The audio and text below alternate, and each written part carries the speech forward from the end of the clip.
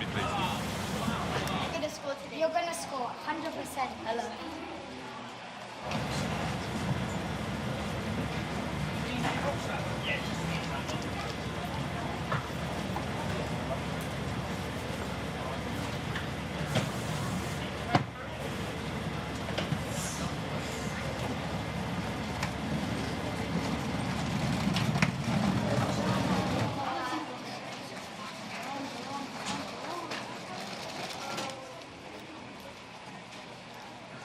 I'm sorry.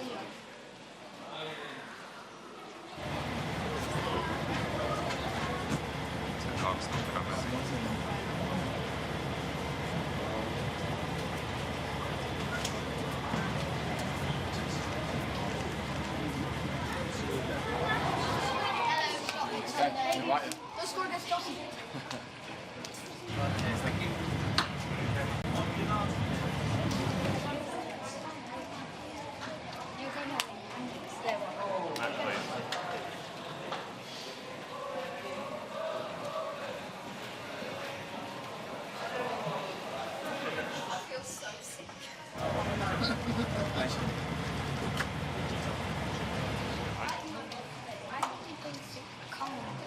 They were.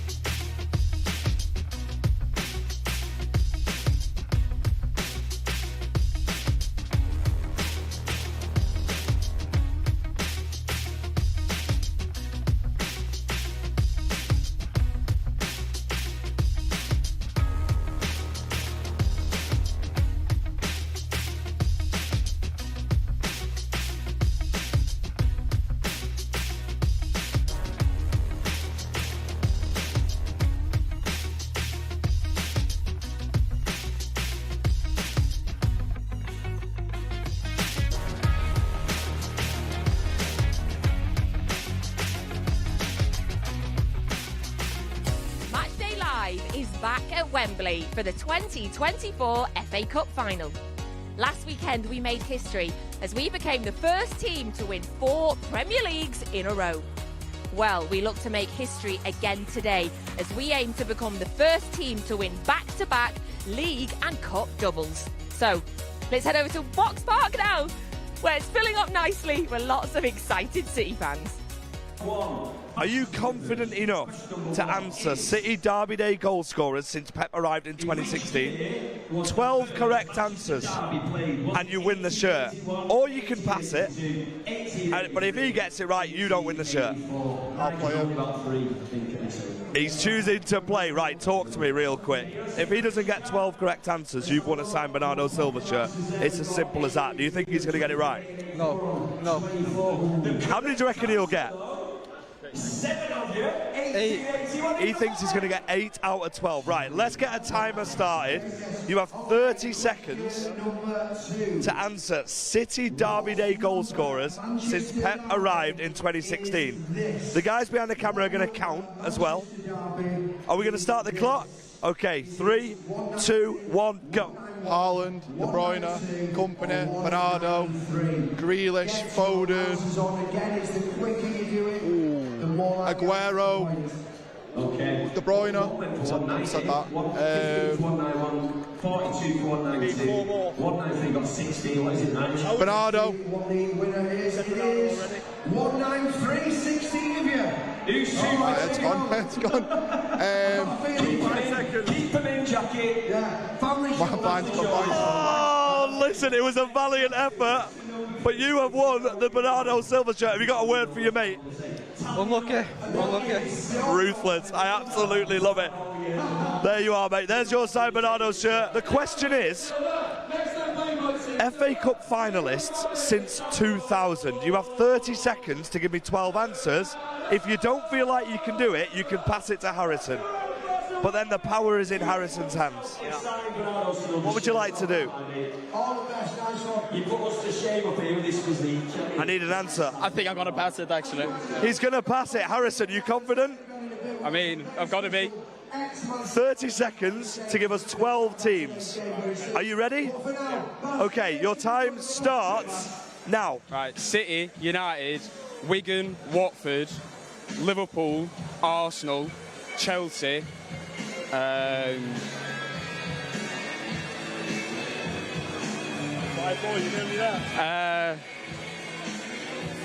oh my God, I've blanked.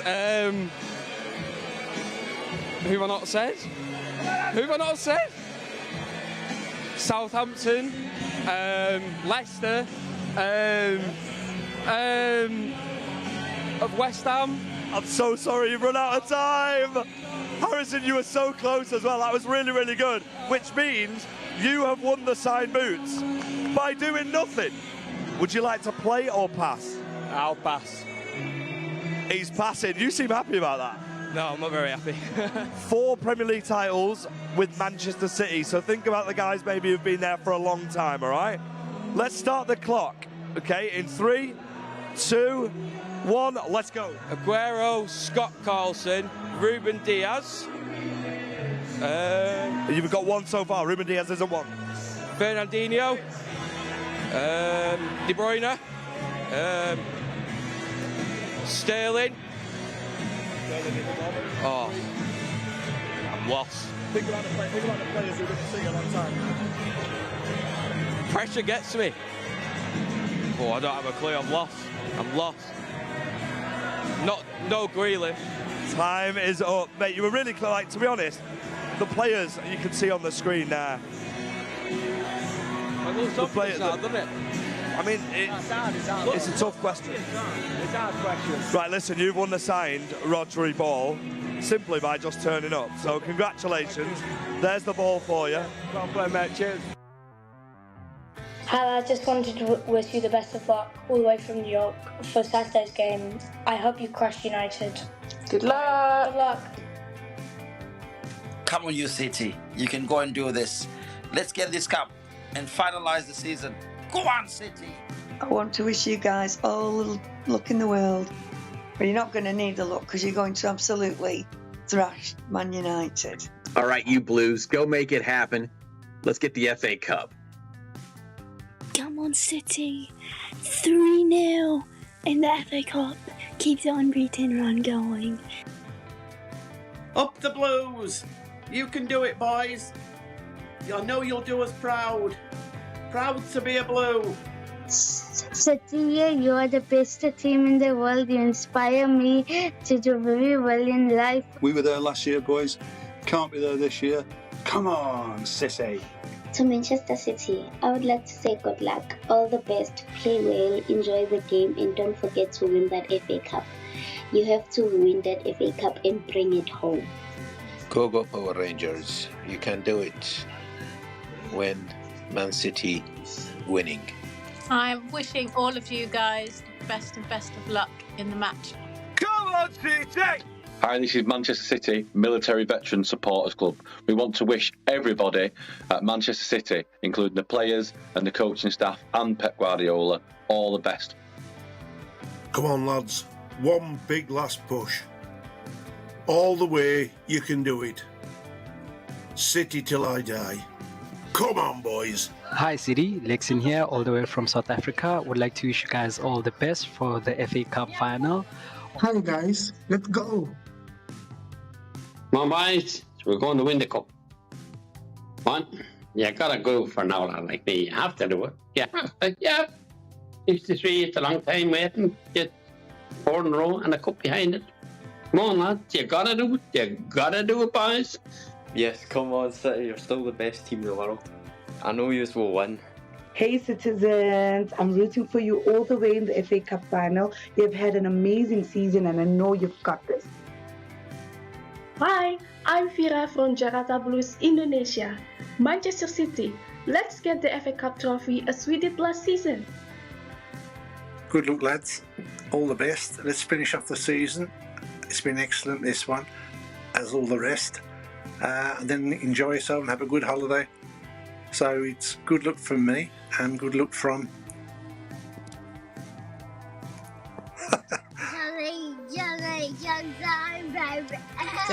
Johnny Stones. Come on, City. Good luck, Blues. Let's make history. Come on, City. You've worked hard, you've played hard. You're the best team in all the country and all the land. You can beat United and go down in the history books. Come on. Hey citizens, this is Joaquin Aid from the Official Support Club from La Paz, Bolivia. Yes, Bolivia, all the way down there in South America. Anyways, wishing the best to the team, wishing the best to the fans that are traveling, and we're going to destroy United, we're going to reach our champions. Let's go, boys. Come on, City. Let's get another one in the bag.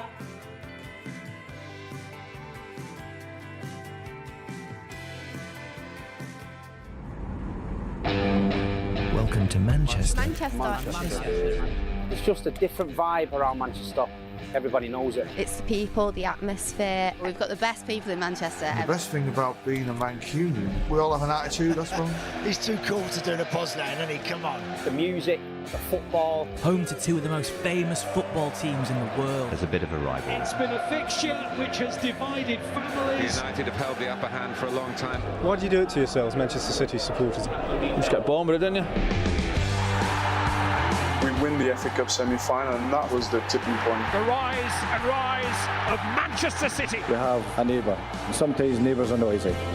Today we give them a good gift to enjoy with our neighbours. We are in the ascendancy. Let's just go for it. That's good to on.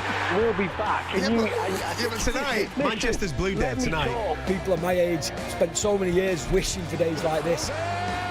Doesn't get any better. We're in the moment now. This is it. People of Manchester are so proud of this football club. It's a Manchester derby in the FA Cup final. You don't even need to discuss what that means. Hello and welcome to Matchday Live. Welcome to Box Park. We are joined by the Premier League trophy and all of the supporters behind us. You guys looking forward to the game today? Oh, you can do better than that. Let's make some more noise than that. Are you looking forward to Manchester City beating Manchester United this evening? We've got a great show coming towards you. We've got Natalie Pike, who is pitchside, so let's head there now. Thank you, FG. Welcome to Wembley. It is FA Cup final day, and it's another Manchester derby. City taking on United at 3 p.m. kickoff here in England. And welcome to you all. I'm so excited to be here pitchside, particularly because I'm joined by two absolute and utter legends who know exactly what it's like to play at Wembley. It's Shaun Goater and Paul Dickov. Hello, how are you both? Hello, I'm very well. I'm absolutely buzzing. Looking forward to today. Yep, super excited. You know, the whole place is buzzing. We're down at Box Park earlier with the guys. Fans everywhere, blue everywhere, and to be pitchside at Wembley, it's an honour, you know, and looking forward to today. It's a real party atmosphere already, it feels like here, Shaun. It feels quite different to last year for me when we were so unbelievably nervous about the treble, whereas today it just feels like a celebration, a party. Yes, and the fans is rightly so. I mean, we've earned this, we've deserved this. We should enjoy this. But there'll be a whole different atmosphere within the dressing room. The players will be focused. They'll still be relaxed because there's still some time, but they'll be very relaxed. But as fans, as Paul was saying, we've done at the Box Park, the fans were in great spirit. They're really looking forward to it. I saw a sprinkling of red shirts, I have to be honest. I mean, we've just... Blue everywhere. It's blue everywhere. It really is. But I'm a little bit like you, Natalie. I was a bit more nervy last year, and I'm usually quite confident. I think it was the first derby at Wembley. People were saying United could stop us winning the treble, but we blew that away. But today, I just can't see anything other than a convincing win. I'm so excited to be here after last weekend as well, obviously winning the 4. Hello, Neda Manua. Hello, Neda Manua. Hey, Neda. He's always the professional broadcaster, isn't he, knowing clearly that we're on live as it stands. Yes, a great friend of the show. He timed that, by the way. He timed that. He was standing there waiting to walk past. But he has been hanging around there for about 5 minutes waiting to do that. But yeah, after last weekend, Paul, after winning the 4 in a row, the celebration of that, it just seems to have carried on all week. And obviously we're really focused on this game, but everybody I see is just smiling and happy. They are. Look, it's an incredible achievement to win 4 in a row. You know, nobody's ever done it, creating history. But people have took their eye off the ball a little bit. We can create history today as well. You know, it's as if, because of our success over the last few years, winning the treble, winning 4 in a row, you know, nobody's ever won the double-double. And we've got the opportunity to do that today. And it sort of went under the radar, but from within the club, you know, I was in the club Thursday and Friday, and the players they're so focused on this today. You know, people are saying it's a bigger game for United because it's the only chance to get to Europe this season. I've had these lads in the management, they are desperate to do this today and yet again create history. We see them arriving here, Shaun, and they look focused, don't they? Yes, and that's the one thing Pep wouldn't allow was any sort of complacency. He'll be total focus. He's very confident. He's very confident in the players, the team, and he'll have them well prepared for today. And that's exactly what we see there. You know, it's game focus, it's game mode. These boys are ready. I just feel a little bit like, can one of you two pinch me, because we zero. You know, we're talking about 4 in a row. We're talking about double. I mean, this is just absolutely amazing what this team has done, is going on to achieve, and. But really pleased to see the boys like. Yeah, the thing is, they don't settle for it though. Yeah. You know, they're not just happy with winning the 4 in a row. They want to go out there today, and with it being United, you know, they want to. Yes, it's a derby. Yes, it's the FA Cup final. We speak to a few United fans this morning, and that's all they're clinging on to. They've got nothing else. You know, that it's like maybe FA Cup shot, maybe it's a derby. Anything can happen. But I look at the boys walking in there, and they're super focused, and they'll be desperate to win again today. Paul, I've got to tell you, I didn't hear anything you just said because it's loud in here, but I imagine it was magical, really insightful, really knowledgeable. All of the above. All of the above, because it really is a party atmosphere inside here. Wembley have got a DJ playing. People are already waving all of the flags that are on the seats. So there's a flag for every Manchester City fan. So 32,000 flags have been put out on these seats here in Wembley, and people are already starting to wave them. There's going to be some sore arms come the time the players come out. But Paul, Shaun, thank you. You'll be here all afternoon with me.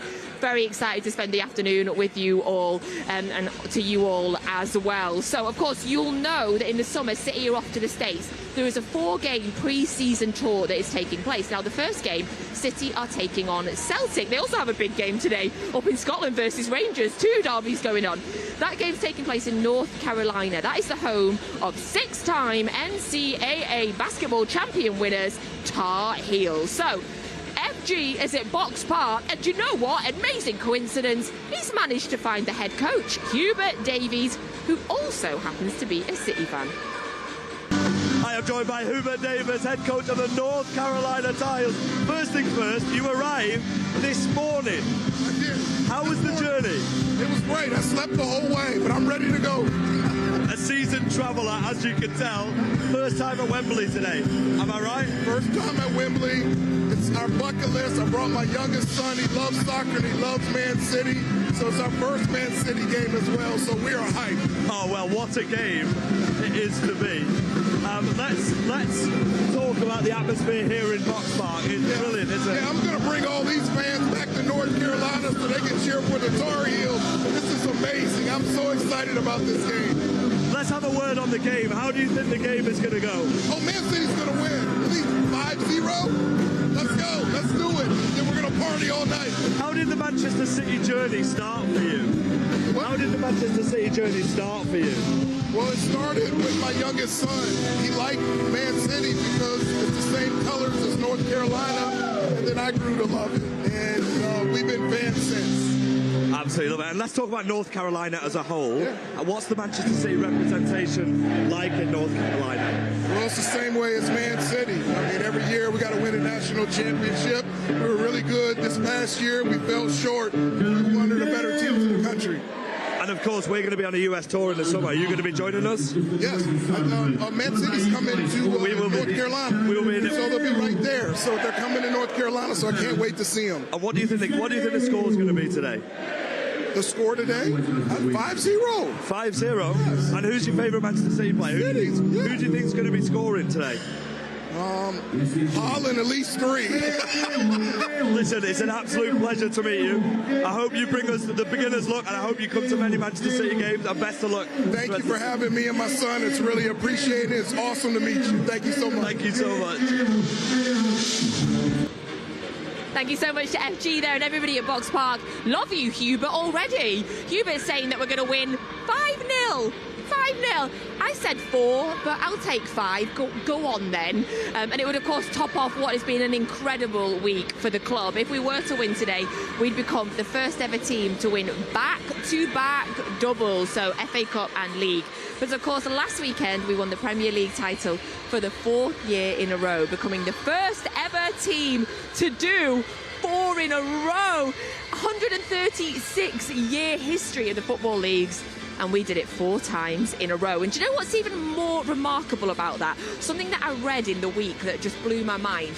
10 players at City have won all 4 of them, have been present for all 4 of those victories.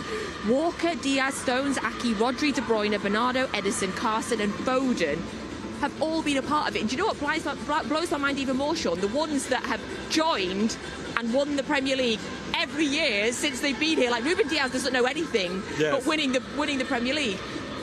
Yeah, it's amazing. It just shows you that, you know, the players that are there past that what the club's about, you know, the importance of the standards. They just pass it on. Ruben Diaz comes in and straight away you see after about 3 months, like, this guy's a captain. He's a leader. He just leads by example. And he just comes in, fills in, and does the job superbly. And it's amazing. It just shows you consistency. You're saying about 10 players who's basically been there for the whole 4 in a row. And it just shows you how consistent, you know, these players are and how well they know. And it must be a point in the dressing room. They just look around in the dressing room and they just know, I've got you.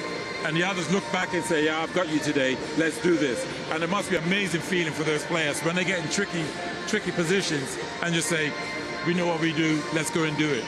Yes, I think Jack Grealish as well. Jack's only ever known winning the Premier League since he came to the club as well. But, you know, 4 in a row, 6 out of the last 7, is it? It's just unbelievable. Phil Foden, 6 Premier Leagues at the age of 23 years old. It's just madness, you know. Some players dream of winning 1 in their whole career, but Phil Foden's won 6 at 23, so it's crazy. They're serial winners, and you know, as Shaun said, winning in a changing room, and if you're not really at it, you look around and you see all these players. They're born winners now. You know, that comes from the top, it comes from the manager. And today, I look at today and I just think they want to create history again. You know, it's up there with the very best. And I got asked a question this morning, and who they think the best Premier League, best English team is, and I genuinely believe this is it, Man City. That they are the best team that I've seen for a consistent basis, and how they keep churning it out and winning things. You're so right. The mentality is insane. The mentality to keep wanting to break records, and it seems like there's constantly records that we are up for breaking and that we are breaking. We mentioned those 10 players that won 4 in a row, Shaun. How important has that spine, that core 10 players, been to the continual success? Yeah, I think it's huge. And you know, normally when you talk about if you want to have a successful season, you tend to think about your spine and it being consistent, it being leaders, understanding what the manager wants. But these players, it not only is it through the spine, but it's all around as well. You know, you talk about Jack Grealish coming in and being a winner of the Premier League. It's just a number of players that's been around and been able to do that. Kyle Walker, before he sort of come to the club, going back a few more years, hadn't really won anything. He was at Tottenham in it, but he's come here and has molded himself to be the best fullback in the world. Winning trophies, lifting trophies. It's just amazing. They just must look around and again, Pep will never allow the standard to drop. And the players must look at each other and just say, you know, when a player's slightly off it, they're gearing each other up and saying, no, this is not your levels. Get back to those levels. I think Shaun hit the nail on the head there. It's a team full of leaders. You know, some teams have got 1 or 2 and they've got a captain, vice-captain. You go through our team, you look at Kyle, you look at Ruben, John Stones, you look at Nathan Ake, you look at Akanji, you look at Rodri, you look at KDB. You know, right throughout the team, there's probably 10 or 11 players that could be captain. And I spoke to Pep very briefly after the game last week, and I said, how do you keep them motivated? How do you keep them wanting to win more when you've won everything? And he said, Paul, it's easy. He said, the changing room does that for me. He said, people think I install that into them. He said, I don't have to. He said, there's that many leaders and winners in the changing room that he just leads them to it, which must be a wonderful thing to have. I love that so much. It's like a perfect flame, like perfect vibe, isn't it? The players and Pep together, they motivate each other to levels that football has never seen before. And if you're Arsenal and you're Liverpool and you're looking, Shaun, and we win 4 in a row, and those 10 players that are named, they're at the peak. Some of them, you know, Phil Foden is still, you know, could still rise even higher. How do Liverpool and Arsenal attempt to break this in the next few years? I think it's a brilliant question. How do they? I think, one, they have to hope that Pep moves on. That's a huge one. I think they have to... I think these players understand. I think even at a point, if Pep decides to move on at some point in 3 or 4, whenever he calls it a day, these players know it within them. We've got Phil Foden, 23, who's won 6 Premier Leagues. This kid is now going to be... When young kids come in and be saying, listen, this is the standard. I'm not allowing you to come in at 19, 20 or 21 and think that that's the standard. No, the standard is here. And he'll be 20, 24, 25 and setting the turn. And I think that's just amazing what Pep has done and what he's brought into these players. He's just got them to be serial winners. He really has. Going back to Phil Foden, and saying about leaders before, he's become a leader within himself. You know, earlier on in the season, when Kevin was out for 5 months and Erling missed 10 or 11 games, you could see him growing on the pitch to say, look, these players are out, but this is my time to show everybody. And people are talking about Phil this season. I think he's been at that level for 3 or 4 years, but because Erling's been banging in 50-odd goals a season and KDB's been smashing all assist record, we sort of went under the radar a little bit, but they've not been the team this season. It's as if he said, right, I'm going to show everybody what I'm all about. And at times he's dragged the team through. When we were going through a little bit of a sticky spell and people were saying we weren't great, he's took it upon himself to get hold of the team and lead by example. And for somebody so young, it's amazing to see. Yeah, I'll piggyback that. I'd agree 100%. I think Foden was waiting for that opportunity to take that leadership role to say, when people are saying, well, KDB's out, where's the creativity going to come? And I think Foden was probably internally thinking, I'm happy to have this moment. I'm happy to take this on. I want this moment. And that's he's taken it, grabbed it, and he's taken full advantage and showed exactly what he's about. Oh, he really has. Like, it's been a joy to watch his growth, but this season, and to see him pick up so many individual trophies, obviously, as well as being part of that team that won the Premier League trophy. And of course, you got your hands on that Premier League trophy last weekend, Sir Dickov. I should think we should probably start bowing when we see you. Can you tell us what was it like? Like, how did it feel? How heavy was it? Yeah. But you know what? It was amazing. I got asked off the club the week before to do it, and I was super proud. You know, I was a little bit embarrassed actually. I didn't know quite how to take it, but to have the opportunity to do it and to walk up with Michael Crowther, who's part of the CITC programme for dementia, was a special moment. You know, we done an interview the day before, and I didn't realise that I was telling him that he was giving the medals out with me. I thought he knew and he didn't. And when I told him, I started filling up a little bit myself. Yeah. But then to have the opportunity, but you know what, Natalie, I was so nervous before the game. You know how confident I am before every game. But because I knew what I was doing afterwards, it made me really nervous. But to be able to walk out with it and give the players their medals and pep, and you know, it was such a super honour for me. And I was immensely proud. My family was there as well, so I was nervous though. I was walking out there, I'm actually thinking, don't drop it, don't drop it. Don't slip, don't slip, don't drop it, don't drop it. So concentration levels were through the roof, but look, it was a super proud moment for me. I'm a lucky boy. I was super proud watching you, like my former teammate, watching that. I was thinking, amazing, brilliant. And as he's giving out the medals, right, I was sitting there thinking, listen, you're a legend, mate. Well done, congratulations. Hey, well done, you've been amazing. Like, well, that was awesome. That part as well. Yeah, again, that's a special word for Michael. You know, he's got onset dementia. He's short-term memories. Not the best, but you know what the club are doing through football. He was at the game in '99, and he couldn't really remember what he'd done a couple of days before. But you talked to him about that '99 game. He sat and watched bits of it. He could tell you who scored, who the players were. He was talking about a game in the late '80s. He could name all the players and everything else. So what the club's doing and the programme they're doing is just to try and refresh their memories a little bit through football. It's an amazing thing. It was the perfect duo to have that moment, and the cheer that you both got was very well deserved. We were all very, very proud of you. Very, very proud, of course, of the team as well for winning 4 Premier Leagues in a row. My stomach still jumps every time I say that, and I will never, ever tire of watching this. And what's standing behind me? Like I put it, no team have won 4 Premier Leagues consecutive in a row. Yet. Nobody's ever won the top division title in England 4 seasons in a row. Even going all the way back, you can't find anyone who's won 4 in a row. 4 in a row in the league is maybe even better than anything else, because this is the whole of English football history. It's the curtain raiser for the new Premier League campaign. Back at home for the first time after what was an amazing season, I really start again. We are the champions, guys. Remember this, huh? Every year we're more ready to do it again. Do it together, guys, with our people that unconditionally support you, because you have done it unforgettable. Okay? Let's go. Man City are rightly favourites. They've got the history. Give me one reason why we should not do it again. Ask me today what you're feeling, we're going to do it again. The carrot of becoming the first team in history to win 4 successive top division titles is just being dangled in front of those City's players. Yes, of course. It's not the fact that no team has done it. No one City's player in this country has done it. The big question mark, I look at Man City over the last year or two when they've had so much success, is will they lose that hunger and that desire? They are finding ways how to give up goals. They're really not finishing as they normally do. They didn't seem serious enough about the danger that existed in the game. And what that amounts to, without a shadow of a doubt, is a complacency. Crystal Palace have reeled them in. How long is this wobble going to go on? How serious is this going to be? We need to show and prove to everyone, and more importantly to ourselves, that we can get the results that we deserve.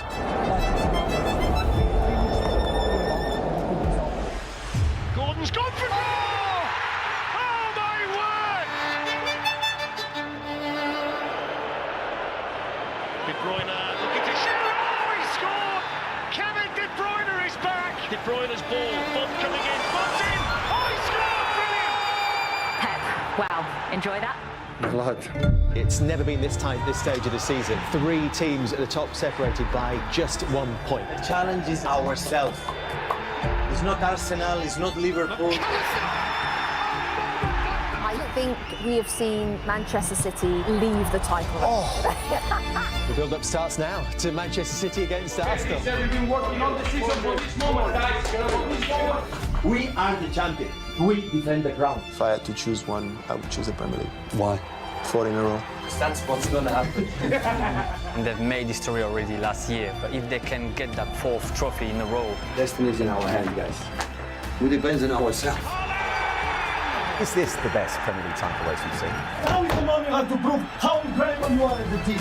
You have to prove yourself. Kanji under pressure, and he's lost the ball. Oh, so it's steal here for Son, and Son who managed through. The title could be alive. Ortega. That moment, the title's gone from Arsenal to Manchester City. Erling Haaland takes Manchester City to the cusp of 4 in a row. One more. Don't celebrate yet. Until it's over, we keep going. Manchester City, history makers.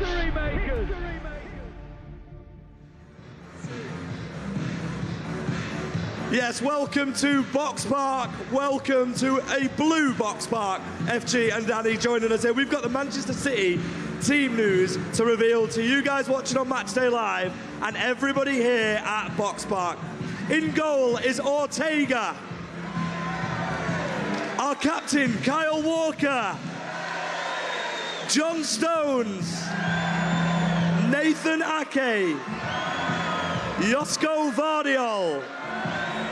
Rodri, Kovacic, our 17, Kevin De Bruyne, Bernardo Silva, one of our own, Phil Foden, and our number 9, Erling Haaland.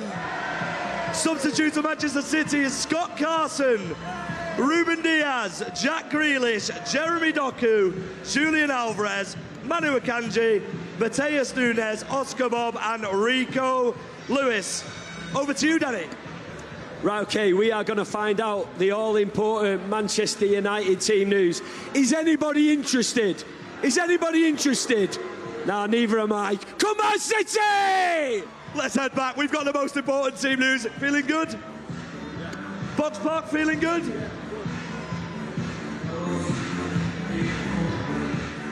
Thank you to FG and to Fan Zone Danny. They look like they're having an incredible time in Box Park. The atmosphere, I was there last year. The atmosphere there is absolutely brilliant. But the atmosphere is pretty decent inside Wembley as well. So we have the all-important team news. That is 3 changes from the team that beat West Ham and won the league last weekend. So we've got 2 changes in defence, and then Kovacic is in for Doku. So in terms of the defence, I think that's the most interesting talking point from this. So in have come Stones and Ake, and onto the bench have gone Akanji and Diaz. So if we are thinking tactically, Shaun, what is the kind of difference? What do you think? Why is he brought in Stones and Ake for this game? I think that's a beautiful question. And I'm still thinking of the answer. No, I think, listen, it's buying yourself a bit of time there. Yeah, buy some time here. But it's quality. All these players are quality. Stones hasn't played for, it's been a little while since Stones last played, but Stones is very comfortable on the ball. And whether he wants a player that's on the ball that's going to draw the press, and Stones being very comfortable to then free up free man in other positions, then to start the attack, that may be the potential thinking. But you know, when I think of Ake as well, who's a quality player, quality on set pieces, has calmness, pace to deal with counter-attacks.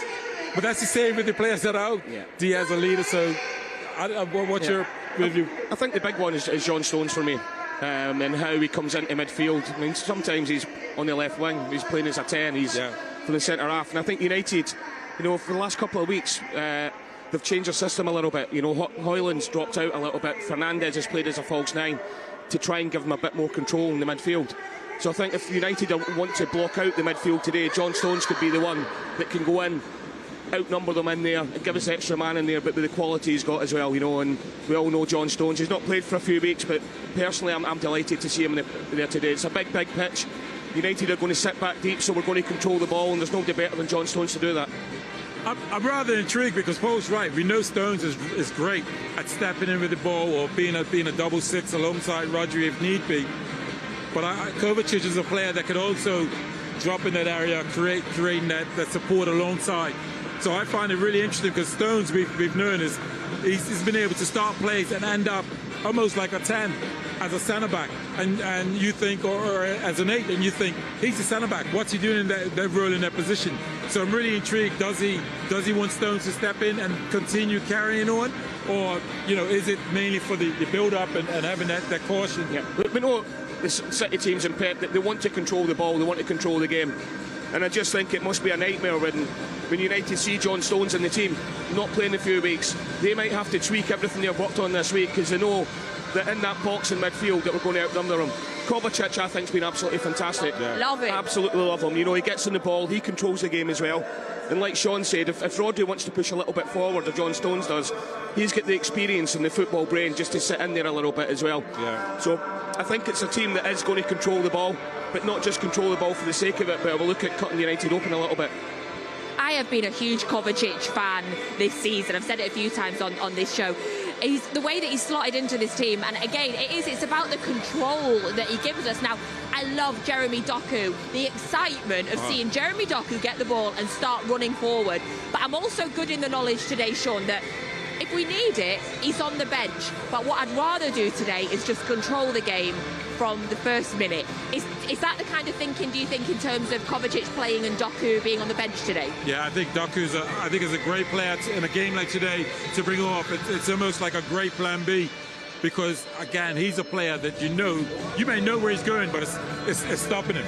So I think that's a great plan B, but it's about control. It's about, as Paul said, having the ball, controlling the game. And I think put United in a position that when they've been it, they've got a counter-attack. And City are really great at transition of winning the ball back. It then makes it really difficult for Man United because every time they get it, they're feeling under pressure. They've got to create something, and it becomes more difficult. So from City's point, control the ball, control the game, and it then becomes more pressure on United. So tactically, I think it's great in the players we have, where we can just dominate the ball. I think what we see today as well, and we've seen it towards the end of the season, was although Phil and Bernardo looks as if they're starting wide, they almost come in and play as 2 10s, which allows Kyle and Josko Gvardiol, who's been amazing, they end up playing like wingers a little bit as well. Yeah. So that middle of the park, I just think we're going to swarm all over United. And if they want to box us off in there, then the outlet with Kyle one side, Gvardiol the other side, there's going to be a lot of space there. Yeah, we are going to bring the full United team very shortly, but we have just seen the kind of standout from it is that Martinez and Varane start in the centre-back positions. Obviously, both have had injury problems this season. Varane's missed a large part of the season, and he's also announced that he's going to leave United at the end of the season as well. So, knowing that they are playing a centre-back partnership that hasn't played, that's had injuries, how does that affect how City are going to attack them, do you think, Shaun? City play our normal game. It doesn't really too bothered about who's playing and where they're playing. Erling Haaland will know those players, and he'll know who he'll want to play on. He'll know he'll be on the shoulder of which player because he knows that he'll get it. For me, he'll get in on either player because he's got lightning pace, so he'll play on his shoulder. When the opportunity's there to be slid down his side, he will be in. He's also his presence in the air.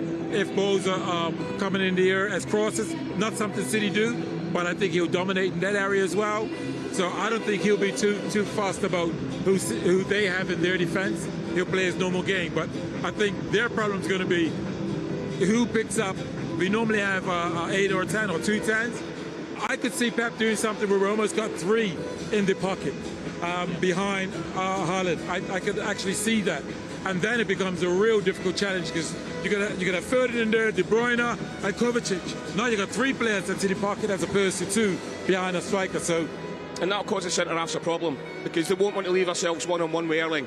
Erling does a great job. People talk about his touches and everything else. He does an unbelievable job of occupying the 2 centre-halves even when he's not on the ball.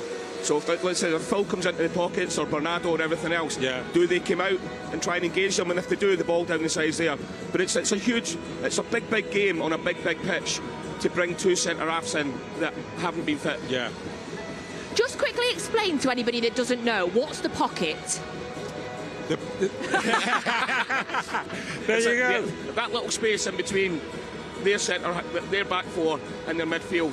You know, and we are so good at getting in the areas to try and drag the centre half out or the full back in to then create the overload for other players to run into the space. So if you cast your minds back to Foden's goal last week, where the ball's come into him, he's received the ball, even though it's coming from a wide position, is behind their midfield, but in front of their defenders. So that essentially is in the pocket. So once he gets turned and then he gets that touch on his feet, he's in the pocket to drive, play 1-2s, combination play, slider player, or have a beautiful shot as he did.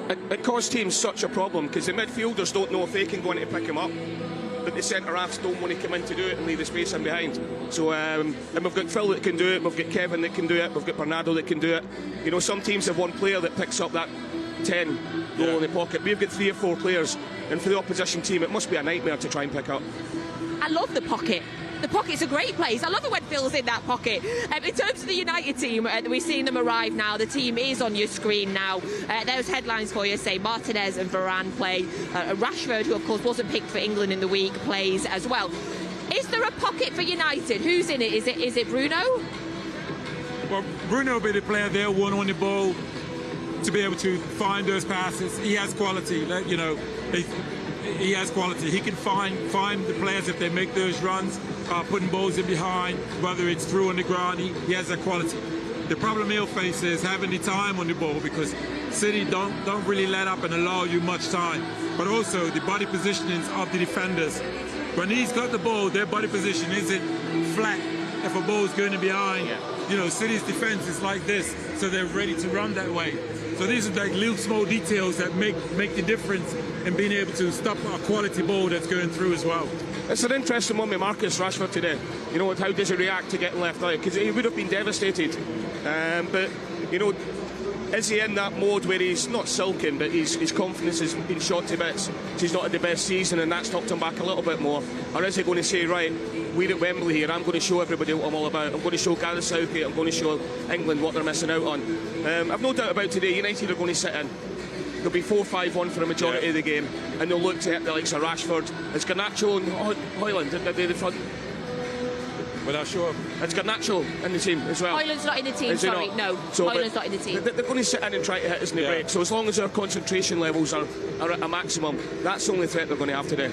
Paul's absolutely right in terms of Rashford, because I was thinking about him and I was thinking he'll be really disappointed to not be a part of the England setup. But the one thing is, when the times when he's played City, he shows up. He shows up, and I think for him, he'll be sat there thinking, everyone's written me off. I want to show up in this game, and I want to show the manager. He wants to prove United fans who have written him off. He wants to show the world. So he's the one I think we really have to watch out for that could cause any sort of trouble. He wants to prove it to himself as well. Yes, to more himself. than any, for his own personal pride. But yeah, look, they're going to sit in. They're going to look to get Fernandes in the ball, and they're going to look to get in behind us on the break. We know that's going to happen. Yeah, although I totally agree with you. I've been thinking that all week, but then I've also been thinking, well, why didn't you just do it all season then? Which obviously they haven't. So you can see Stefan Ortega has just come out, the absolute hero that he is. He is training up, and Onana for United are behind us as well. So back over at Box Park, where the party continues, they've been joined by a man who knows exactly what it's like to score in a derby, because he came from Zimbabwe to score on Derby Day. Johnny, he scored on Derby Day. Welcome to Matchday Live, welcome to Box Park, an absolute legend. Let's talk about your experience playing for Manchester City. What was it like? No, obviously, when I came to Manchester City, when everything was starting, you know, you could tell that they were coming for great things. As we are enjoying now, everyone is, the fans, everyone associated with Manchester City is enjoying. And now let's talk about the game today against Manchester United. You had so many good memories playing against Manchester United, in particular that game at Old Trafford. How do you see today going? No, today is going to be a great game. Considering that Man United, they wasn't playing so well, so it's an advantage to us. Hopefully we're going to come out victorious.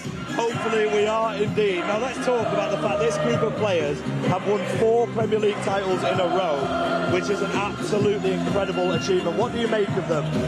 That's history, it's amazing. 4 times they broke the history 4 times in a row. Unbelievable. We're wishing for that, you know. We all know that Man United, they've done it. They have 3. Now we've got 4. Hoping for the 5th one next season. Well, let's hope for the 5th one, but let's hope for the FA Cup today. First, if there's a player that you could pick for the current Manchester City team to play with, who would it be? I think it's Foden and Bruyne. Phil Foden, Kevin De Bruyne, a lot of assists for you and a lot of goals for you with them in your team. There'd be a lot of goals, right? A lot. What do you make of our strikers now, Erling, Haaland, Julian Alvarez? What do you make of them? No, they are absolutely great strikers, you know. I've seen some people, they are criticizing Haaland, but you can't criticize someone who has scored 90 goals in 2 seasons, you know. Sometimes he's still young, he still have to learn, but absolutely amazing. Absolutely amazing. Much like your career at Manchester City, thank you so much for joining us and thank you so much for everything you did for us. You were absolutely amazing playing for Manchester City. No problem, you're welcome. Great to be joined by Benjani here at Box Park. Yes, Benjani sticking up for the Strikers Union. I like that. Benjani can come back as well, predicting 5 in a row. Thank you very much to Benjani and to FG there at Box Park. Now, FG came down to London a couple of days in advance with his friend Big Steve, and I thought, I'm not having it. I'm not having them two just having a day out in London, just having a good time when they should be working. So, I set them a challenge.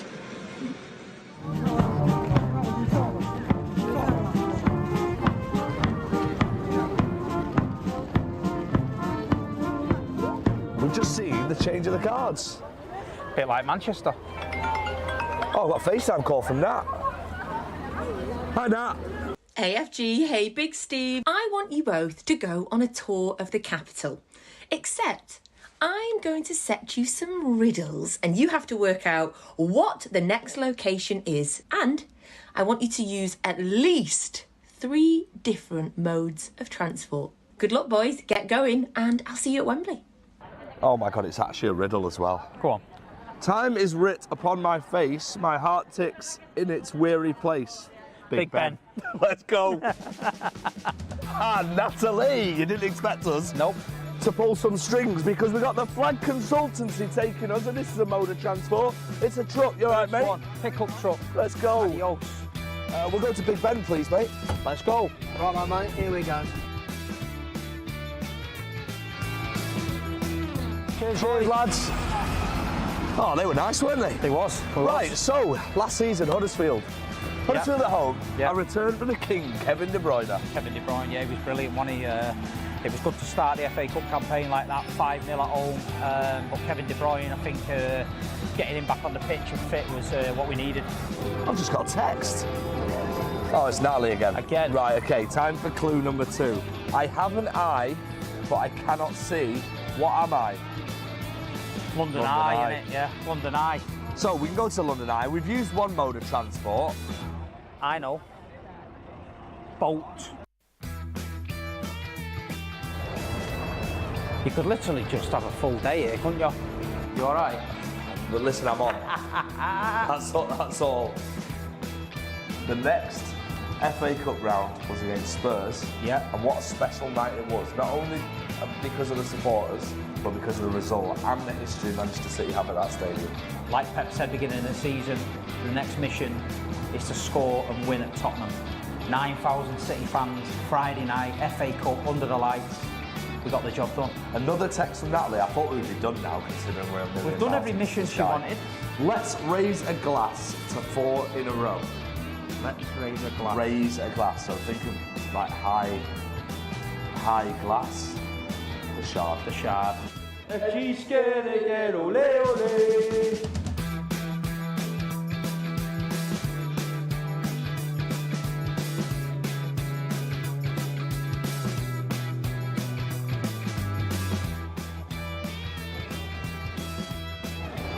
Oh, well, the Shard's a little bit high up, so we've decided to wait outside the Shard. And let's carry on with the FA Cup. Luton away, lovely stadium. Tough place we went to in the league. And we went there, and it was so different in the FA Cup, wasn't it? Erling Haaland show. Got a bit of criticism the week before. Went and proved them all wrong. 5 goals, Kovacic for the 6th. And like you say, the stadium, proper old school stadium. But I thought it was going to be a tough game, but City really turned up that night and did the business. All right, so here we are, eating food at a Turkish restaurant. Steve, what is your thoughts behind this one, mate? Well, I was getting a bit nostalgic, and I thought about the final last year, and I thought about Istanbul, İlkay Gündoğan's Turkish heritage, and I thought, let's have a Turkish. Newcastle United at home, yeah, at the Etihad.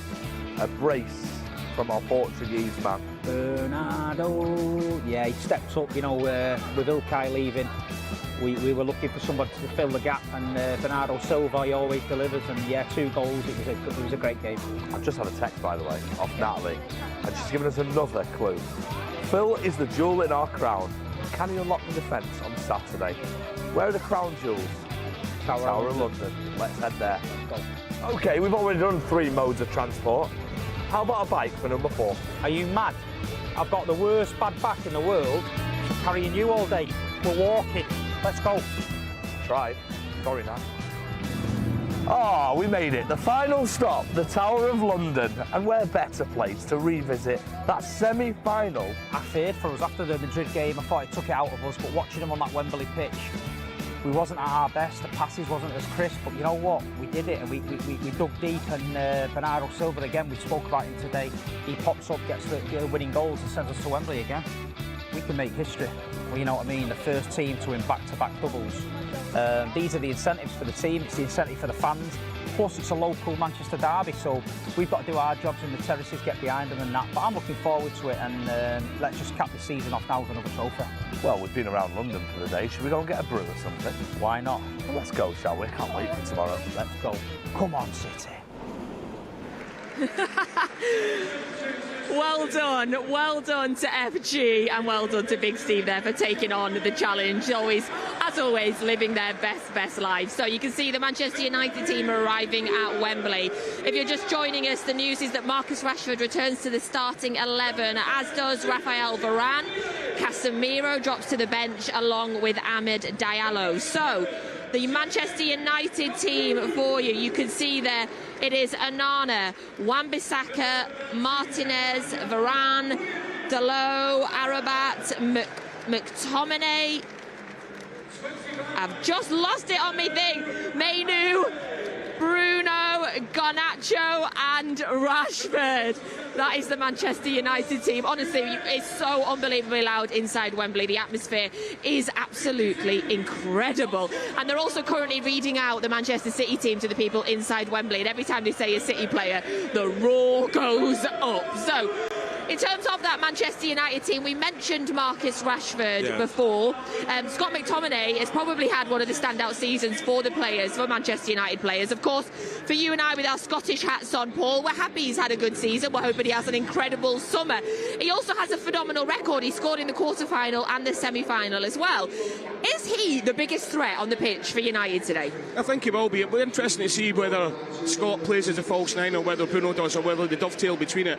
I mean, looking at the team there, you know, that they are going to try and flood the midfield. Yeah. Sean, you know, you've got Mainu, you've got Amrabat, you've got Fernandes, you've got McTominay in there, and then they are going to look to hit whether it's Marcus or Garnacho wide, you know. But I think it's a dangerous game not having a centre forward today. I know they can be a goal threat with Marcus on the break, but to not play with an out-and-out number 9, the way our centre-back step in and pass the ball, you know, they're just going to bring a lot of pressure on themselves. So, but as in Scott's had a fantastic season. I hope he has a fantastic Euros, but I hope he has an absolute stinker today. But, you make a brilliant point, but I think if they try to play against City, I think they'll just get absolutely smashed. So, you know, it's one of those. Do they be a bit cautious and flood the midfield with midfielders, or flood the team with midfielders? It's probably giving them the best opportunity, and then look to counter-attack. So, but in saying that, I think Garnacho is another one that'd be really important for them, because he's the one that seems to offer a spark for them when they have opportunities. So I think it's about keeping him quiet when they have those low opportunities. I think he's the one to really watch as well. Interesting having 4 central midfielders playing, you know, but with 2 wingers as well. Yeah. You know, so it's going to be 4-5-1. It could be 4 at the back and 6 in the middle at the time. You know, because although Bruno's a fantastic player, you know, Scott's scoring goals, but they're not that out-and-out centre forward. And sometimes you play against Man City, you're not going to have a lot of the ball. So the most important thing for your striker, your number 9, is to get hold of it and trying to get up the pitch. Whereas with 4 midfielders here, I can't quite see how that's going to work. Yeah, and whether it's a row-that shirt, whether McTominay is the one that starts up there and then does the midfield and Fernandes does it, whether they share that row, it'll be interesting to see how they do it, because City's going to have the lion's share of possession. City's going to have most of the ball, so I think how they play when City's got the ball is going to also be important for them. Yeah.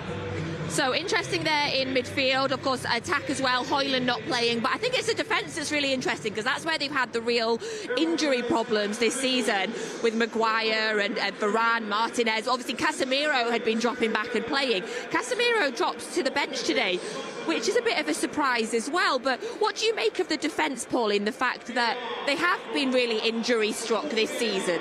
They have. I was actually on the train down yesterday with Johnny Evans' dad, Jackie, and he was saying that at the start of the season when Johnny signed his contract, they would have been buzzing if he'd maybe got 10 or 12 appearances this season, because he knew he was coming in as a backup centre-half.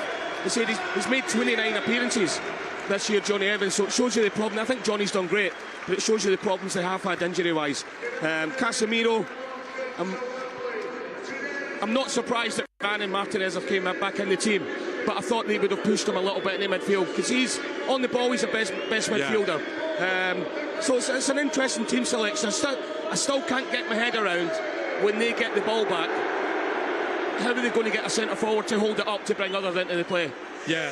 And we should just tell everybody the massive boo that they just heard was that the Manchester United, the voice of Old Trafford, Alan Keegan, just came on the big screen, and all of the City fans booed. That's what the boo you heard was.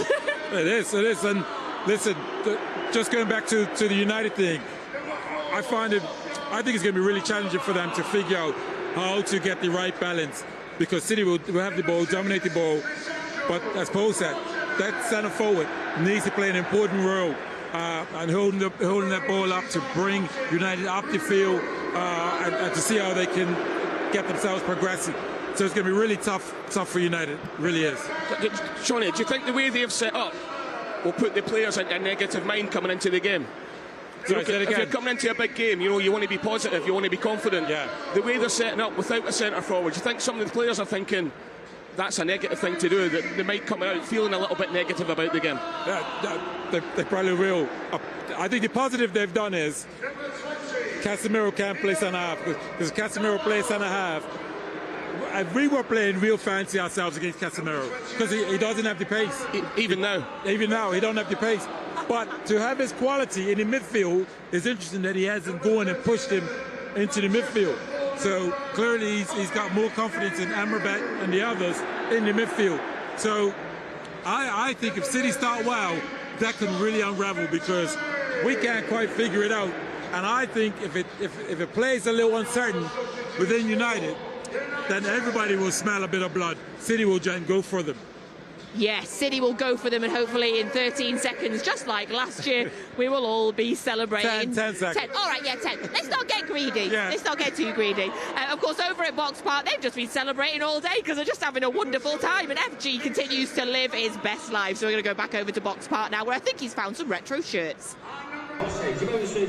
We have seen so many 99 shirts all around the place when City fans are, and there's no different here today. Let's talk about that season in 99, a special year for City fans. What were your memories?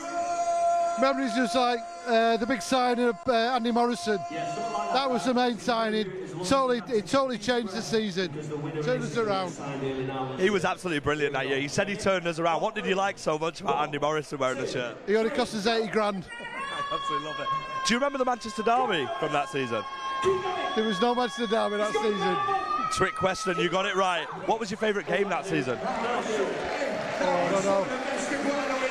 Oh, it's got to be the playoff final. You know what? It's really hard between that game and we won the Premiership, because we nearly went under that year. It was so important. Such an important game. Such an important game indeed. Let's talk about today's game. How do you see the FA Cup final at Wembley going? I just want to batter him. Have you got a quick score prediction for us? 15-1. 15-1. Listen, if it's 15-1, I will come and personally find you. And no, I don't care. I know it's going to win, but we've got to batter him. Well, let's hope so. Talk about this current Manchester City side. When you're looking at the team, is there anyone who's similar to the players from '99? I used to like Kevin Haaland, a bit like De Bruyne. I used to like Kevin Haaland. That is huge, huge praise for him. And of course, a man who scored that goal, one of the most important goals in Man City's history in 1999, is pitchside, Mr. Paul Dickov. Have you got a message for Paul? Paul, you're the main man. We love you. You're the main man and we love you. Let's head back to Paul Dickov, who is at pitchside.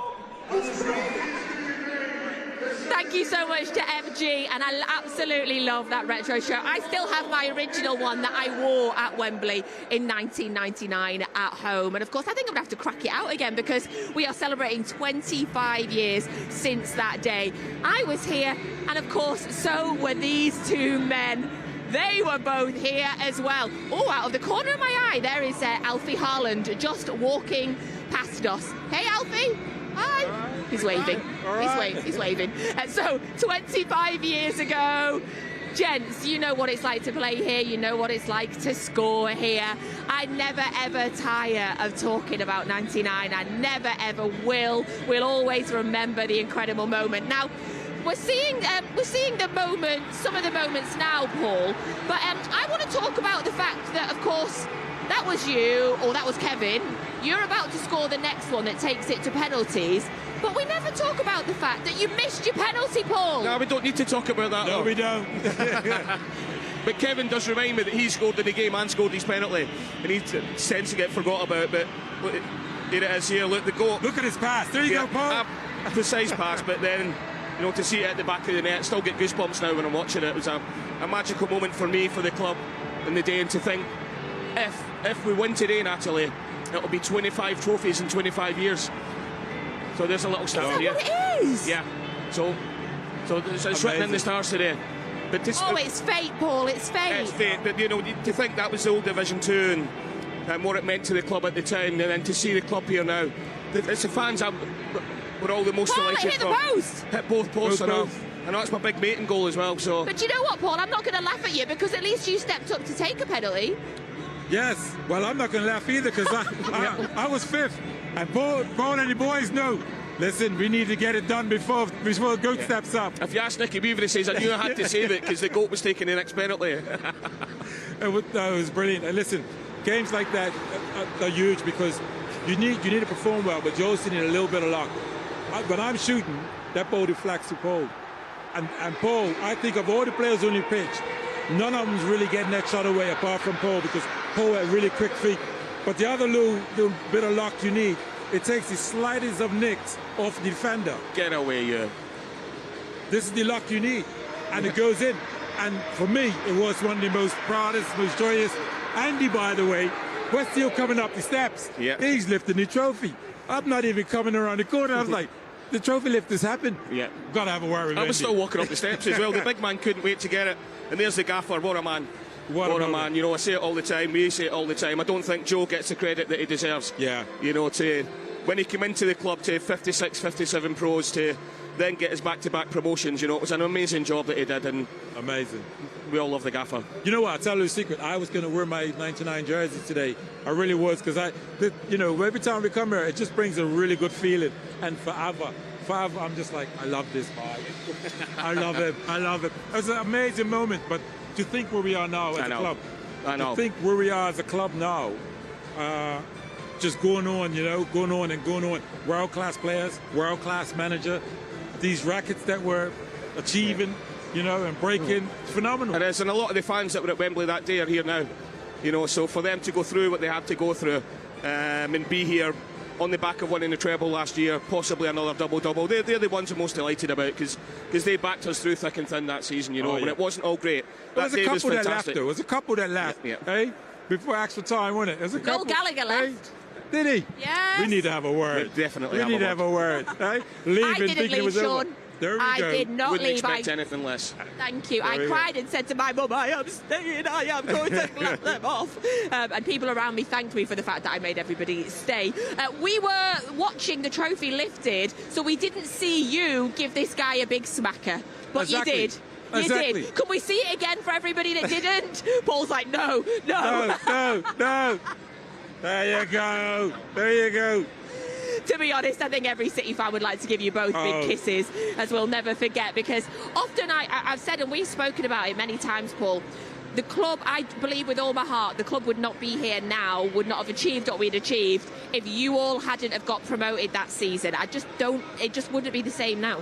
It is, and you know, the club's amazing, not just for myself, with Shaun and the former players, you know, and it would have been so easy for the owners to come in 2008 and sort of clear the board and bring in their own people as well, but they want to keep the heart and soul of the club there. You know, there's still people working at the club that are working at the club in '99.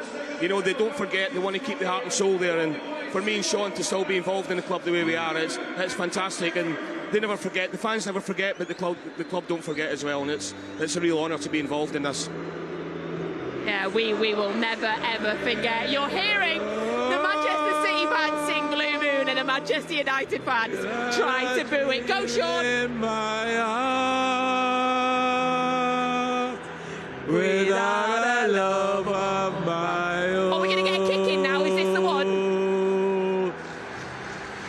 I said Blue Moon. So the atmosphere is amazing. The booing from the United fans has stopped because they know that they can't compete on or off the pitch. So we're going to go back to Box Park now, where FG has found another 99er. He's got Michael Brown. Yes, here we are at Box Park, and I am joined by Manchester City legend Michael Brown. Brownie, let's talk about the 99 final first. Can you believe it's been 25 years? Don't even say it. Where's the time gone? I think maybe you can tell we're all getting a bit more round and a little bit older, FG, but a memorable day for the football club. To be at Wembley, that late drama that we all witnessed, and you know, that certainly helped getting the club back on a more steady sort of wicket. Things were, you know, struggling at the time, but now you just look at the success. We're here at Wembley, 4 in a row, looking for a double again, and the double sort of seems as if it doesn't happen. So fabulous times, mate, fabulous times. Fabulous times indeed, and fabulous times for our club captain Kyle Walker, a good friend of yours. Have you spoken to him since lifting the Premier League? The first couple of days were fun, let me just tell you. As soon as we finished the game, we went and had a nice picture together with a trophy, which was really nice. And he was just delighted. You know, he's done so many things in his career, FG. But that moment, I lifted it. That's what he wanted to do. He didn't want to let everybody down by being the captain who stopped that run at 4, you know. So he really, really enjoyed it. They celebrated hard. He kept singing 4 in a row for 48 hours. And I am not joking, Walker's won 4 in a row. That song was just ringing in my ear for about 5 days, FG. He absolutely deserves it all. Like you said, he's had an incredible career. He's an incredible club captain. He's got an opportunity again to lift another trophy, the FA Cup, on the way to potentially becoming the first English club to do that double in successive seasons. And that's what he'll want to do. Do you know, he's hungry for success. He knows obviously his career is coming towards an end. That's inevitable. He's still fit, he's still sharp, you know how quick he is as well. So he's got the desire to keep going and delivering trophies for the football club. And I wonder what he's going to be like up there if he gets on the top of there when he manages to lift it. You know he'll be showboating, you know he'll enjoy it, but he'll appreciate the hard work that's going to be in front of them. And that's where they have got that caution about them. They give everybody the respect, and you have to earn it, FG. You have to earn it indeed, and of course to play Manchester United at Wembley, and it's not an easy game. How do you see today going? I just think you've got to continue what you've done. There was a wonderful start here last season, wasn't it? 12 seconds, Ilkay Gundogan. But about control. And I think Manchester United run out of legs. So it's important that the speed and tempos increases against Manchester United. And I think we've seen that in the home game. Even when Rashford scored, they were relentless. They just kept going and pushing and pushing. And we might see a similar performance today. Let's hope so. Let's have a quick word as well on Box Park. It's looking brilliant. It's looking very, very blue. The atmosphere is fantastic already. Look at this. Like, honestly, how many people are here, by the way? Getting closer to kick-off. It's going to be just brilliant. Walking up that Wembley way just to our left-hand side, to that stadium. Whoever's never done it, it's so good, isn't it? You just walk up, memorable stadium, and then you step in. And I think this stadium's off the charts. And to go and see it full, we'll all be working pitch side, doing bits. It's not as good as being across that white line FA Cup final. I managed to do it. I didn't win it, but it's just a moment as a child when you were growing up to walk out, go in that line where the people come along and shake your hands. Special, special trophy. Special trophy, and a special man you are. So thank you very much, Mr. Michael Brown. We're going to head back to pitch side where Natalie is. Thank Thank you so much to FG and to Michael Brown. Brownie is on co-commentary today alongside the wonderful Alistair Mann. You'll get that free on the Manchester City app as always. So if you're not watching us on there, it's time to get over to there so you are ready for the commentary, because oh my goodness, we're about 20 minutes away from the FA Cup final. 20 minutes away from City being able to become the first team ever to do a double. It's just record after record. So now we're getting close to the whistle. How are you feeling? Well, I'm feeling rather calm, because I know that Pep will make sure that the boys are at the focus. When we seen them get off the coach, saw them walking through, we saw the calmness, we saw the focus. These boys are used, they know what it takes to win games. And again, so they'll just be ready for this one. So I'm very calm about today. I actually had a double-double last night at the bar, so I've had one before anyway. A triple-double? A triple-double. Yeah, like Shaun said, you can see them here. There's no complacency going to set in at all. You know, they're super focused. Kyle behind us, you know, he'll be visualising walking up the steps and getting that trophy later on as well, you know, and they all will. So, but we're just looking at the 11 that's out there. We're watching this up. You know, you've got Julian Alvarez, World Cup winner, Ruben Diaz, Jack Grealish. The bench is so strong. Jeremy Doku. So the lads that are on the pitch know that if needed, there's a world-class bench behind them as well. Yeah, we can see the players warming up behind us, and they do just look incredibly focused. Of course, so many of them have been at big occasions like this, FA Cup finals, Champions League finals, these type of occasions now. I imagine that they don't worry about them, they just enjoy every second, that they thrive on these occasions. Yeah, they will do, and you know, as you said, they've been here before. They know how to do it, but that won't make them not want it anymore as well. You know, they're coming out today, they know it's the last game of the season. They know it's a derby, but they know again that they can yet again, from a week later, go out there and create history. You know, no team's ever done it. We keep saying the double-double. There's never a team in history that's done it. So it shows you how hard it is to do. But to be in the position, the sprinklers are getting closer. Oh, we're all right They're getting now. A bit closer. My hair's going to get wet, I'm sorry. Yeah. Sprinklers seem to chase me wherever I'm standing next to pitches, but no, we are dodging it right now. So, Paul, what's going to be the big moments? Who's going to be the key battles that we need to look out for today? I just think that midfield area, you know, with Kovacic, Rodri, KDB, Phil and Bernardo, I really do think they'll come in to create the wide areas for Guardiola and Kyle to go up there, and then obviously the big man there, Erling. You know how their two centre-halves are going to cope with them. You know, I'll go back to the 6-3 game last season, and it was Martinez and Varane, and Erling gave them an absolute torrid time. Yeah. You know, and I can see that happening again today. Phil Foden, his record against United recently, scoring goals left, right and centre. So Erling and Phil going to be the key men today for me. Paul's absolutely right. You can't ignore, you can't bypass those two boys. When it's Man United, they show up. Erling Haaland and Foden again. But how can you ignore Kevin De Bruyne? Kevin De Bruyne always leaves his mark in big games. He steps up, he's a winner. We've got so many winners out there, so I'm really excited about today. I really am. I think the boys will be wanting to go that next step further and making sure that they win it. I would absolutely love a Phil Foden hat-trick in an FA Cup final. I'd love to see that man walking off with the ball under his arm at the end of the game. So the atmosphere really is building inside Wembley. It really just feels, in front of the City fans, certainly like a party atmosphere. Paul, Shaun, score prediction, what are you going for? I'm always super confident, but I'm even super confident today. The way we finished the season, banging goals in left, right and centre, scoring fours, scoring fives, and then coming into the game today, United defensively have been really poor. And I think it's going to be a comfortable 4-0 game today. Yes! He's going for 4 in a row, yes! 4-0. I think it's also going to be a comfortable win, but I'm going to go 3. I'm going to go 3-0. I think that it's important we start well, but I'm going to go 3-0. We're going to be really at it today. Oh, I'll go 5, just so we've got 3, 4, 5. But any victory, obviously, will be absolutely incredible. So, that man, Rodri, did you know that he's still unbeaten? It's 74 games. I think it's like February 2023, something insane like that that man has not been beaten. We spoke to him earlier on this week. The oldest one, and everyone wants to win it, so I think it's something special. An FA Cup final at Wembley is a day to be treasured. With the help of the people, we want to win it, of course. The team will find a way to achieve this incredible double that will be for us. It's going to be a Manchester derby final for the second year in a row.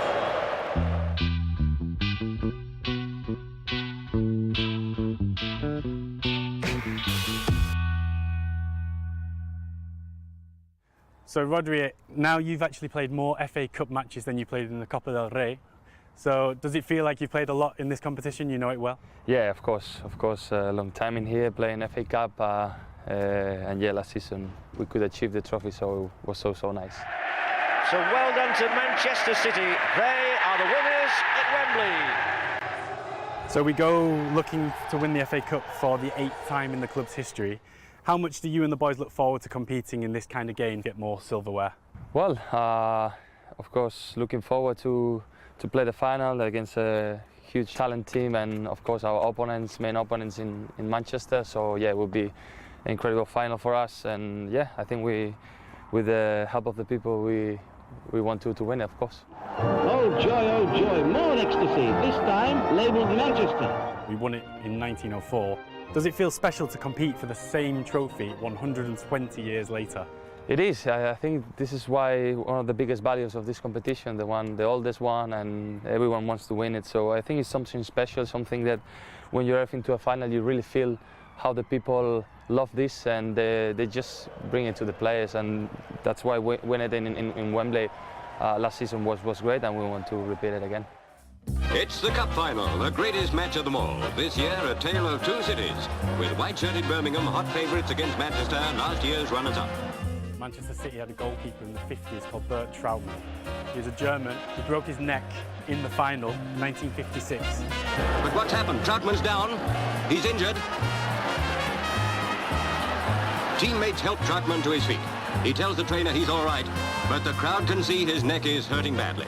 And there were no substitutions, so he had to keep playing with a broken neck, and we won. Strong German guy. I think with this kind of spirit, right, we can win again. Yeah, we can win again. Of course, this talks about the mentality when you win a final, that you overcome situations like this. Hopefully, this doesn't happen to us. Yeah. But of course, we will have to suffer and run like no other to win it. An FA Cup final at Wembley is a day to be treasured.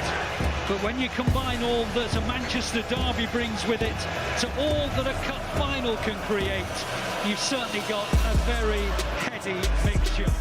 Back-to-back FA Cup Manchester derby finals. How does it feel to play in this kind of game where there's not just a trophy but there's pride as well? It's always against Man United in the final. It's going to be special for the people, for the city, for the environment. Of course, a long time facing against them, and yeah, it's going to be a special game for us. We need to find our best version, because we know that yeah, of course they're struggling a little bit in the table and they're not there, but in the finals they're dangerous also. So we're going to expect the best version of Man United, and I think we will need our best version to beat them. Remembering last year's final, Ilkay Gundogan scored the fastest ever goal in an FA Cup final after just 12 seconds. This is ball for an early strike into the net! One of the fastest FA Cup final goals of all time! And then another volley. Balls for Ilkay Gundogan! It's another strike! You and the club talk about moments in finals, and you know a thing or two about moments in big finals. Do you expect City to win might come down to another moment again? Yeah, I mean, every final is special for a reason. Of course, when you win it, special in his own way. But I remember, yeah, last season, Gundo scoring that early goal. I think they give us like wings, you know, in this sense. In the first, I think, it was 30 seconds.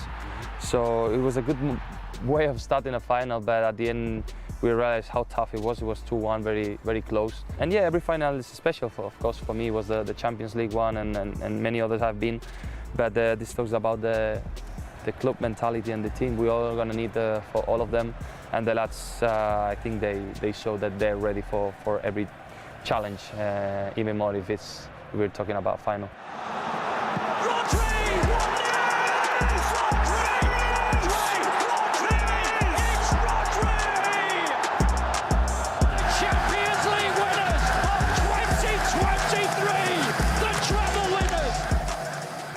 final in Istanbul when you came up with that goal. You had a massive moment. If the opportunity is there, again, are you ready to have another big moment? Well, I mean, whatever I can help the team for winning a title, I will be there. I've been there since I came to this club. I'm so of course glad what happened in that final. But yeah, I think finals are about details and little moments. So I think we hope that the team will find a way to achieve this incredible double that will be for us. Coming from a triple and doing what we're fighting for. Will be history, as you said before. Amazing, and we wish you all the best in that final, Rodri. Thank you very much. See you guys.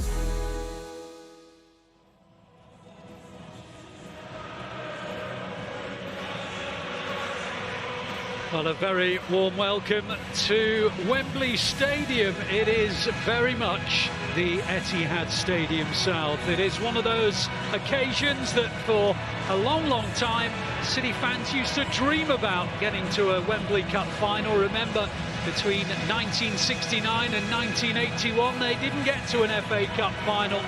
Between 1969 and 2011 they didn't win an FA Cup final.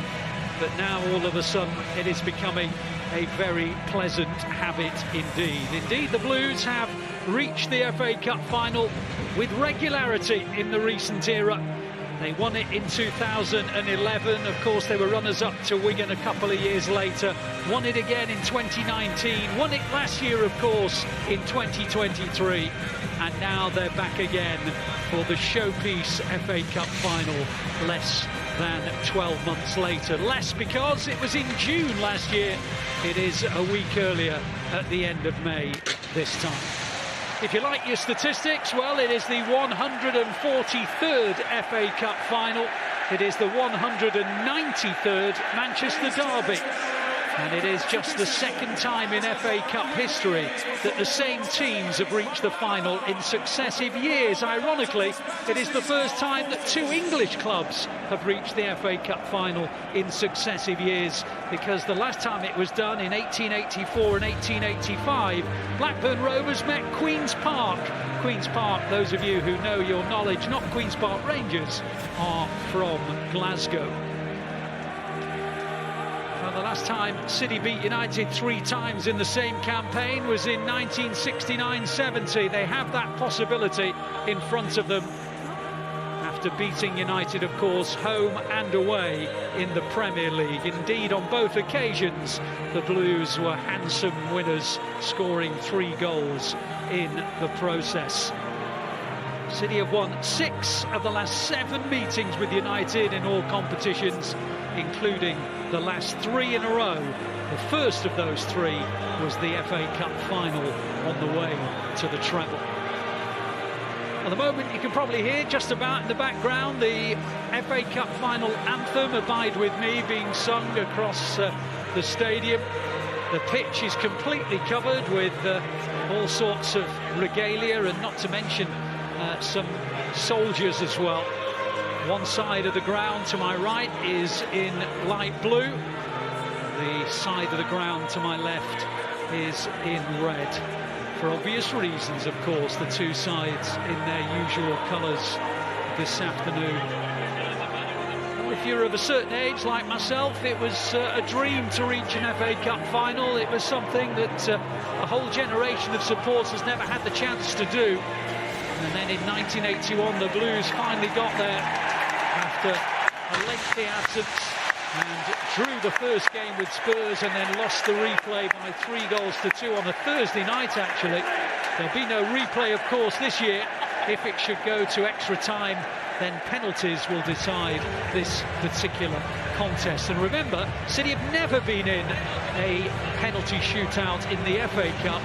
United needed one in their last 2 semi-finals. They beat Coventry on penalties a month or so ago to contend the final today.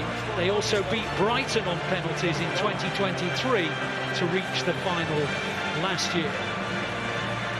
Well, let's hope it doesn't go that far. Let's hope that this game is settled in 90 minutes. But remember, it is the last game of the season for both these two sets of players, so there'll be no concerns about giving everything today, with another match looming on the horizon. Sadly, of course, City's quest for another Champions League trophy was ended by penalties by Real Madrid in the quarter-final. And of course, this time next Saturday, the fans of Borussia Dortmund and Real Madrid will be in this very stadium. And what a spectacle that's likely to be. But one I'm sure that City fans around the world will just be a little bit reflective about, because it does not involve the Blues. Well, the two sets of players are in the tunnel. The very Natalie dressed Pep Guardiola in a black suit, white shirt and black tie, ready to lead out the City players. Behind him, Carl Walker, the City skipper, and behind him, Stefan Ortega, who would still have been the FA Cup final goalkeeper, even if Ederson hadn't been hit with that fracture to the eye socket, because, of course, Stefan Ortega has been the FA Cup goalkeeper since he joined the club around 2 summers ago. So the two sets of players make their way out onto the field. It is a terrific spectacle of red and blue. The City fans waving their light blue flags furiously, and there are red and white flags to the left of the colours of United. It is for the second year in a row that Wembley Way has become the Mancunian Way, and last year City are seeking to defeat United in order to create more history. 12 months ago, in the first ever Manchester Derby Cup final, the Blues captured the trophy on the way to a magnificent treble. This time around, they're a win away from becoming the first side in English football to win back-to-back doubles of league title and FA Cup. 6 days ago, they rewrote the record books once again by securing a 4th Premier League crown in a row. Less than a week later, they can reach another landmark that no side has ever done before. The history makers continue their relentless quest to make the seemingly impossible a glorious reality. And His Royal Highness Prince William is being introduced to both sets of players. He makes his way along the United line. The likes of Scott McTominay, Aaron Wan-Bissaka, Kobbie Mainoo, Sofiane Amrabat and Alejandro Garnacho, and Marcus Rashford, the last of the United players. And now, of course, there'll be a pause, because we will reflect on the national anthem, which, of course, is God Save the King.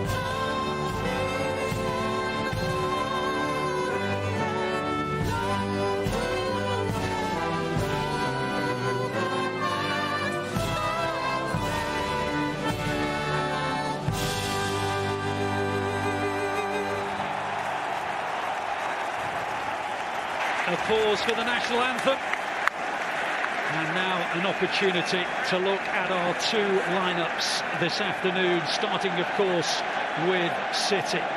Now, with only Ederson on the injured list, Pep Guardiola had big decisions to make, and he's opted for 3 changes.